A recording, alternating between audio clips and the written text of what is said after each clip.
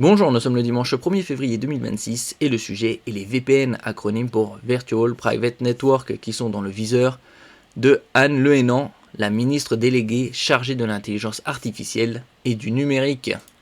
Née le 22 juillet 1969 à Vannes, Nouventel, partie Horizon. L'horizon s'obscurcit. On n'osait pas aller à la confrontation, mais le gouvernement français part en guerre contre les VPN.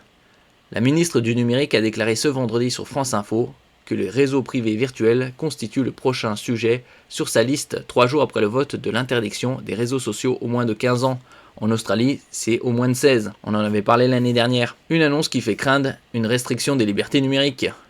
N'oubliez pas de vous abonner pour plus de news sur le monde de la high-tech ainsi que les bons plans, également sur mon compte Twitter et en description sous toutes mes vidéos. Vous pouvez les retrouver dans mes playlists et voir mes articles sur mon blog.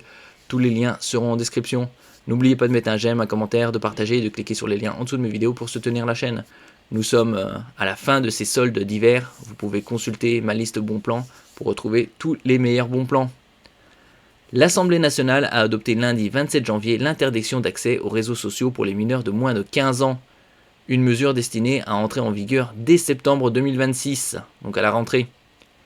Mais la faille était connue d'avance. Un adolescent équipé d'un VPN peut aisément contourner le dispositif en masquant sa localisation réelle. C'est le but des VPN, justement contourner les restrictions géographiques. C'est notamment utilisé pour pouvoir accéder à certaines séries en avant-première ou interdites dans certaines régions ou non disponibles sur les plateformes de streaming. Invitée de France Info ce vendredi matin, Anne Le Hennan a reconnu cette limite sans détour. La ministre déléguée chargée de l'intelligence artificielle et du numérique a néanmoins revendiqué une efficacité attendue de 60 à 70% de la loi, estimant que les enfants de 8 ans et demi, âge moyen de création du premier compte sur un réseau social selon elle.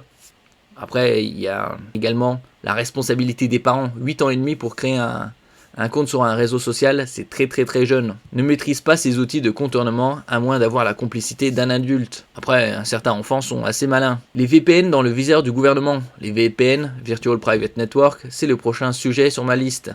Cette période où on n'osait peut-être pas aller à la confrontation, elle est terminée. Cette phrase lapidaire constitue la première annonce publique aussi explicite qu'une possible régulation des réseaux privés virtuels pour les mineurs en France. La ministre a qualifié le vote de lundi de première étape, promettant d'autres mesures interministérielles touchant la santé, l'éducation et l'égalité femmes-hommes. Le précédent britannique inquiète. Le 21 janvier dernier, la Chambre des Lords a adopté un amendement interdisant la fourniture de services VPN aux mineurs, provoquant une explosion des téléchargements.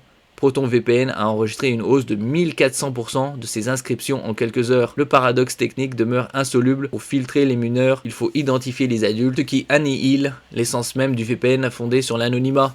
Là, on se retrouve dans une Europe communiste, presque comme en Chine. Anne Le Hennan assure avoir travaillé depuis 3 mois et demi avec la Commission européenne pour garantir la conformité du texte au Digital Services Act. Elle évoque des sanctions pouvant atteindre 6% du chiffre d'affaires des plateformes récalcitrantes au niveau européen et jusqu'à 3 ans de prison avec 75 000 € d'amende en droit français pour la diffusion de contenus illicites.